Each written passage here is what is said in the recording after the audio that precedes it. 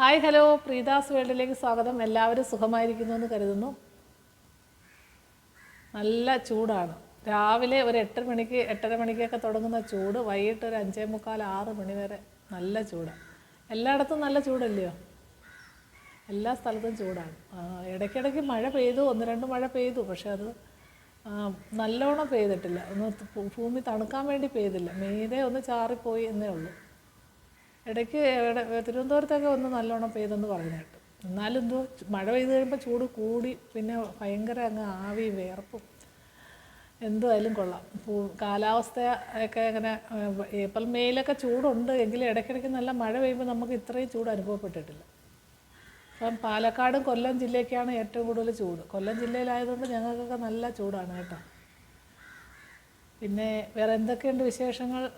ഇനിയിപ്പോൾ എന്തോ നാളെ തൃശ്ശൂർ പൂരം ചടങ്ങുകളായിട്ട് മാത്രമേ നടത്തുന്നുള്ളൂ എന്നാണ് ഇപ്പം അവർ യോഗമൊക്കെ കൂടി തീരുമാനിച്ചിരിക്കുന്നത്. അതിൻ്റെ ആവശ്യമേ ഉള്ളൂ. എന്തിനാ ഇപ്പോൾ എന്താ വെടിക്കെട്ട് അപകടത്തിൽ വന്ന് എത്രയോ ആൾക്കാർ മരിച്ചു. തൃശ്ശൂർ മുണ്ടത്തിക്കോട് വെടിക്കെട്ട് അപകടം. എൻ്റെ ദൈവമേ, അത് ടി വി കണ്ട് ആകെപ്പാടെ അതിനേക്കാളും വിഷമം. ഓരോ ദിവസവും ഓരോരോ ദുരന്തങ്ങളാണ്. ടീച്ചർമാരെല്ലാം കൂടെ പോയി പിന്നെ വണ്ടി ആക്സിഡൻ്റ് ഉണ്ടായി മരിച്ചതിൻ്റെ ദുഃഖത്തിൽ ആകെപ്പാടെ വിഷമമായിരുന്നു. അത് കഴിഞ്ഞപ്പോഴാണ് ഈ ചൂടും പിടിച്ച് ഈ കരിമരുന്നെല്ലാം കൂടെ ഉണ്ടാക്കി ഇതിൻ്റെ ഒന്നും സത്യത്തിൽ ഒരു ആവശ്യവും ഇല്ല. ശ്രീനാരായണ ഗുരു പറഞ്ഞതുപോലെ കരിയും കരിമരുന്നും ഒന്നും ഭഗവാന് താല്പര്യമുള്ള കാര്യമൊന്നുമല്ല. പിന്നെ മനുഷ്യരുടെ സന്തോഷത്തിന് വേണ്ടിയിട്ട് ഇതെല്ലാം എഴുന്നള്ളിച്ച് പിന്നെ വർഷത്തിൽ ഒരിക്കൽ നടക്കുന്ന ചടങ്ങായതുകൊണ്ട് എത്രത്തോളം പ്രൗഢിയോടെ നടത്താൻ പറ്റുമോ അങ്ങനെയൊക്കെ ചെയ്തെന്നേ ഉള്ളൂ. അല്ലാതെ ഇതിലൊന്നും ഒരു കാര്യം ഉള്ളതായിട്ട് തോന്നില്ല. ഈ മരുന്നെല്ലാം കൂടെ പൊട്ടിച്ച് അന്തരീക്ഷം മൊത്തവും പുകയാക്കി പിന്നെ അന്തരീക്ഷ മലിനീകരണം ഉണ്ടാക്കാമെന്നല്ലാതെ എന്താ പ്രയോജനം? എനിക്കറിയാൻ വയ്യ. ചിലർ പറയുന്നത് വെടിക്കെട്ട് നടത്തുമ്പം അന്തരീക്ഷം ശുദ്ധമാവുക ചെയ്യുന്നത്. അതിൻ്റെ ശാസ്ത്രീയ വശമൊന്നും എനിക്കറിയത്തില്ല. എനിക്ക് ഇതിലോടൊന്നും വലിയ താല്പര്യമില്ല. എന്ന് വെച്ചാൽ ഭയങ്കര സൗണ്ടല്ലേ ഇതിൻ്റെ.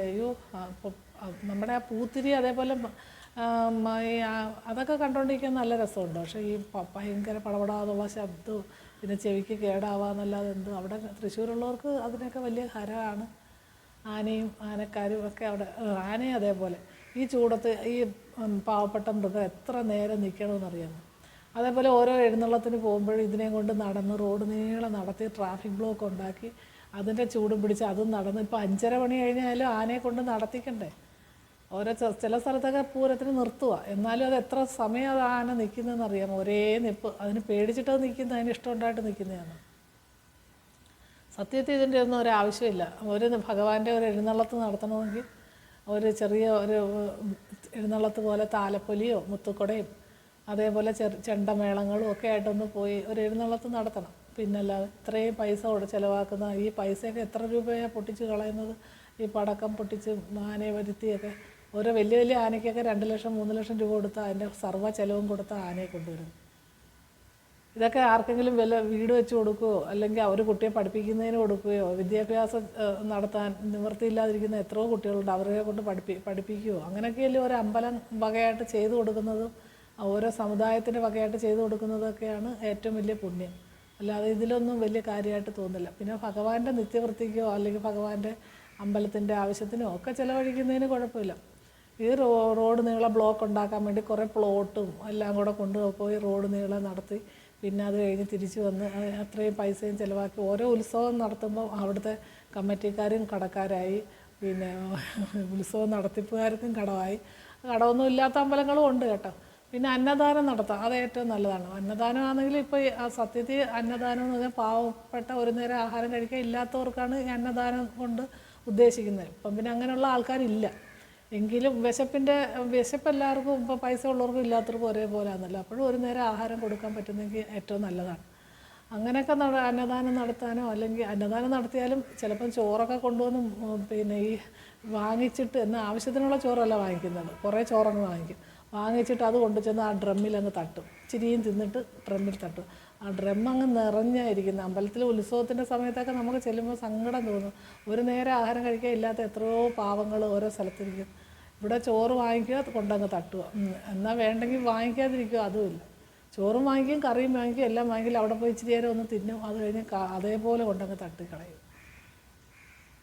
അങ്ങനെ അന്നദാനം നടത്തിയിട്ട് ഒരു പ്രയോജനവും ഉണ്ടായിട്ട് എനിക്ക് തോന്നുന്നില്ല. ഒരു നേരം ആഹാരം കഴിക്കാൻ ഇല്ലാത്തവർക്കോ അല്ലെങ്കിൽ അനാഥാലയങ്ങൾക്കോ ഒക്കെ കൊടുത്ത് അവർക്ക് ഉള്ള ഒരു നേരത്തെ ആഹാരത്തിന് കൊടുത്താലും അതൊക്കെയാണ് പുണ്യം എന്ന് പറയുന്നത്. അങ്ങനെ ഈ വെടിക്കെട്ടും അതുപോലെ തന്നെ ആനയും ഒക്കെ നടത്തി. ഇപ്പം തന്നെ ആ വെടിക്കെട്ട് അപകടം നടന്ന് എത്രയോ പേര് മരിച്ചു. അത് കഴിഞ്ഞ് ഇനി മരിക്കാറായി കിടക്കുന്നവരുടെ അവസ്ഥയെന്ന് ഓർത്ത് നോക്ക്. ഏറ്റവും വലിയ മരണവേദന എന്ന് പറയുന്നത് ഈ പൊള്ളലേറ്റ് മരിക്കുന്നതെന്നാണ് പറയുന്നത്. ഭയങ്കര വേദനയാണെന്നാണ് പറയുന്നത്. പിന്നെ അവർ മരിക്കുന്നതാണ് നല്ലത്. പിന്നെ കിടക്കുന്നത് ആ വേദന സഹിക്കുന്നത് ഭയങ്കരമാണ്. മെഡിക്കൽ കോളേജിലൊക്കെ ഉള്ള ജോലി ചെയ്യുന്ന ആൾക്കാരൊക്കെ പണ്ട് പറയുന്നത് കേട്ടിട്ടുണ്ട്. സെഡേഷൻ മാത്രം കൊടുത്ത് അവരെ വേദന അറിയിക്കാതെ ഇടത്തേ ഉള്ളൂ. ഈ പെട്രോളൊക്കെ ഒഴിച്ച് മരിക്കുന്ന ആൾക്കാരുണ്ടല്ലോ, അവരെയൊക്കെ. അന്നേരം ഈ ആൾക്കാരുടെ അവസ്ഥയൊന്നും ഓർത്ത് ഒന്നും അറിയാതെ അവിടെ ഇരുന്ന് ജോലി ചെയ്തുകൊണ്ടിരുന്നവരല്ലേ. എന്തുകൊണ്ടാണെന്ന് അറിയത്തില്ല. ഇനി ഭഗവാൻ ഇതൊന്നും ഇഷ്ടപ്പെടുന്നില്ലയോ എന്നറിയാം. ഇപ്പോൾ എത്ര അപകടമായി, പുറ്റിങ്ങൽ അപകടം വന്നപ്പോൾ മുതലേ അന്നേ നിരോധിച്ചതാണ്. പക്ഷേ ആൾക്കാർ സമ്മതിക്കത്തില്ല. കേസ് പറഞ്ഞും വഴക്കുണ്ടാക്കിയും ഞങ്ങൾക്ക് പൂരം നടത്തണം, അതുപോലെ വെടിക്കെട്ട് നടത്തണം, ആന പിന്നെ ഇത് നടത്തണം എന്നൊക്കെ പറഞ്ഞിട്ടല്ലേ ആൾക്കാർ അതിന് വേണ്ടിയിട്ട്. ഇപ്പോഴത്തെ ഒരു ട്രെൻഡ് അതാണ്. അതേപോലെ പിന്നെ ഈ DJ എന്ന് പറഞ്ഞൊരു സാധനം കൊണ്ടുവന്ന് എന്തോ ഒരു സൗണ്ട് അതുകൊണ്ട് റോഡ് നീളെ ഭയങ്കര ഹാർട്ടിനൊക്കെ കംപ്ലൈൻ്റ് ഉള്ളവർക്ക് നെഞ്ചങ്ങ് ഇടിക്കും. നമുക്ക് അല്ലാത്തവർക്ക് തന്നെ നെഞ്ച് പടപടാ ഇടിക്കും. അന്നേരം ഹാർട്ടിന് കംപ്ലൈൻ്റ് ഉള്ളവരുടെ അവസ്ഥയൊന്നും ഓർത്ത്. പോലീസുകാർ അതിന് അനുവാദം കൊടുക്കാത്തതിന് വഴക്ക് എന്തെല്ലാം പ്രശ്നങ്ങളാണ്. ഇതിൻ്റെ ഒന്നും സത്യത്തിൽ ഭഗവാൻ ഇതിനൊന്നും താല്പര്യമില്ല. ഭഗവാന്റെ നാമങ്ങൾ ചൊല്ലുക, അല്ലെങ്കിൽ ഭഗവാന്റെ കാര്യങ്ങൾ പറയുക, അതൊക്കെയാണ് നല്ല കാര്യങ്ങൾ ചെയ്യുക. ഒരാൾക്ക് ഒരു വിശപ്പിനുള്ള ആഹാരം കൊടുക്കുക, അല്ലെങ്കിൽ ഒരു നല്ല വസ്ത്രം വാങ്ങിച്ചു കൊടുക്കുക, അല്ലെങ്കിൽ കുട വാങ്ങിച്ചു കൊടുക്കുക. വെയിലത്ത് ഒരു കുടയില്ലാത്ത എത്രയോ പേരുണ്ട്, മഴയത്ത് പോകുന്ന എത്ര പേര് കുടയില്ലാത്തവരുണ്ട്, അവർക്ക് കുട വാങ്ങിച്ചു കൊടുക്കുക. അല്ലെങ്കിൽ കുട്ടികൾക്ക് പിന്നെ ബാഗോ പുസ്തകമോ ഒക്കെ മേടിച്ച് അങ്ങനെയൊക്കെ. ഒരു ബുക്ക് പോലും മേടിക്കാൻ പൈസ ഇല്ലാതെ കഴിഞ്ഞിപ്പോൾ സ്കൂൾ തുറപ്പ് വരുന്നുണ്ട്. യൂണിഫോമ്, ബുക്ക് ഒക്കെ വാങ്ങിക്കാൻ പൈസ ഇല്ലാത്ത എത്രയോ കുടുംബങ്ങളുണ്ട്. അവർക്ക് അതൊക്കെ ചെയ്ത് സഹായിക്കുക. അങ്ങനെയൊക്കെ ഈ പൈസകൾ വിനിയോഗിക്കുക എന്നുള്ളതാണ് ഏറ്റവും നല്ല മാർഗം. അതിലാണ് ഭഗവാൻ നമ്മളെ, ഭഗവാന്റെ ചൈതന്യം നമുക്ക് കാണേണ്ടത്. അല്ലാതെ ഇതുപോലെ കുറേ ആഘോഷങ്ങൾ, പിന്നെ വർഷത്തിലൊരിക്കൽ നടക്കുന്ന ആഘോഷം, ഒരു ദേശത്തിൻ്റെ ഉത്സവം, അത് അതിൻ്റേതായ പകിട്ടും ഭംഗിയായിട്ട് നടത്തുന്നത് നല്ലതാണ്. അതിനിപ്പം കച്ചവടങ്ങളോ അല്ലെങ്കിൽ ബലൂൺ, അതേപോലെ വല്ല കുട്ടികൾക്ക് കളിക്കാനുള്ള ഇതോ അങ്ങനെയൊക്കെ നടത്തി ആഘോഷങ്ങൾ മനുഷ്യർക്ക് ഉതകുന്ന രീതിയിൽ, ഇതുപോലെ മനുഷ്യർക്ക് ഉപദ്രവം ഉണ്ടാകുന്ന രീതിയിൽ ചെയ്യാത്ത രീതിയിൽ ചെയ്യുന്ന ആഘോഷങ്ങളൊക്കെ നടത്തുക എന്നുള്ളതാണ് ഇനിയുള്ള കാലത്ത് ഏറ്റവും നല്ലത്. ഇത്രയും ജനങ്ങളൊക്കെ തിങ്ങിപ്പാർക്കാത്ത ഒരു അവസരത്തിലായിരിക്കും ഈ തൃശ്ശൂർ പൂരമൊക്കെ ഭംഗിയായിട്ട് നടത്തിക്കൊണ്ടിരുന്നത്. അതുപോലെ പിന്നെ അന്ന് ശക്തൻ തമ്പുരാൻ, അതുപോലെ രാജാക്കന്മാരൊക്കെ ഭരിക്കുന്ന സമയമല്ലേ, അതുകൊണ്ടൊക്കെ അന്ന് അത് നടന്നു. ഇപ്പോഴത്തെ ഈ കാലാവസ്ഥയ്ക്കൊന്നും ഈ കരിമരുന്നും വെടിക്കോപ്പും ഒന്നും നല്ലതാണെന്ന് തോന്നുന്നില്ല. ആനയെ നോക്കുന്ന ആൾക്കാരും ഈ കരിമരുന്ന് പണിയിൽ ഏർപ്പെടുന്ന ആൾക്കാരും ഒക്കെ അവരുടെ ജീവൻ പണയം വെച്ചാണ് ജീവിക്കുന്നത്. ആന തന്നെ ഇങ്ങനെ പോകുന്ന വഴിക്ക് ആനക്കാരനെ തന്നെ ആദ്യമേ എടുത്തങ്ങ് അടിച്ച് കൊല്ലുക ചെയ്യും. അപ്പോൾ ആനക്കാരൻ്റെ ജീവിതം, ആനക്കാരന്മാരും ചിലത് നല്ലോണം ഉപദ്രവിക്കും ആനയെ. അതും ഒരു സത്യമാണ്. ഈ ആനയെ ചട്ടം പഠിപ്പിക്കുന്നതൊക്കെ കണ്ടു കഴിഞ്ഞാൽ പിന്നെ നമ്മൾ ആനയെ ഭയങ്കര വിഷമമാണെന്നാണ് പറയുന്നത്. അതിനെ അടിച്ചടിച്ചാണ് ചട്ടം പഠിപ്പിക്കുന്നത്. അപ്പോൾ പിന്നെ അങ്ങനെയുള്ള ആനയാകുമ്പോൾ അത് പേടിച്ചിട്ടാണ് ഈ റോഡിൽ നിങ്ങളെ നടക്കുകയും ആനക്കാരൻ പറയുന്നത് അനുസരിക്കുകയൊക്കെ ചെയ്യുന്നത്. പിന്നെ അതിൻ്റെ ക്ഷമ നശിക്കുമ്പോൾ അത് ചെയ്യാതെ ഒരാന പിണങ്ങിയാൽ പോരെ, എല്ലാവരുടെയും ജീവൻ അപകടത്തിലാവും. പക്ഷേ ഇതൊന്നും നിരോധിക്കാൻ ജനങ്ങൾ സമ്മതിക്കത്തില്ല. അവർ കേസിന് പോകും. അത് എങ്ങനെയെങ്കിലും അത് വാങ്ങിച്ചുകൊണ്ട് വരും.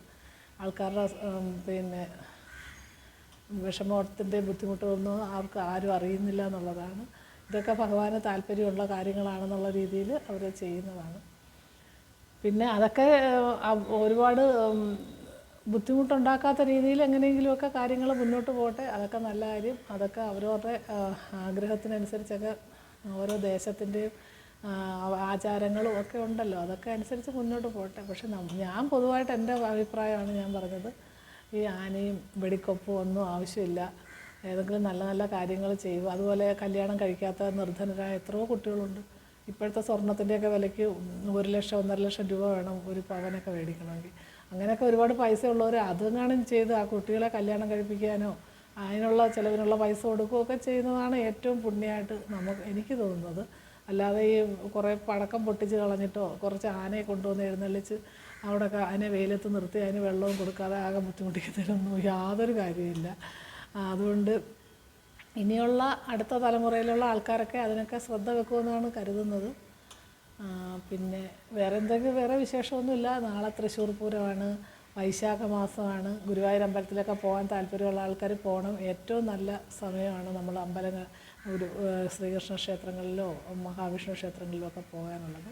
പിന്നെ സ്കൂൾ അടച്ചിരിക്കുന്ന ഈ അവസരത്തിൽ കുട്ടികൾ കൊണ്ട് ടൂറൊക്കെ പോകുന്ന ആൾക്കാർ കാണും. പോകണം. നല്ല ഈ ചൂടാണ് എന്ന് വിചാരിച്ചിട്ട് പിന്നെ നമുക്ക് 2 മാസം കിട്ടുന്നതല്ലേ, സ്ഥലങ്ങളൊക്കെ കാണാൻ പറ്റുന്ന ആൾക്കാർ അതൊക്കെ പോയി കാണുക.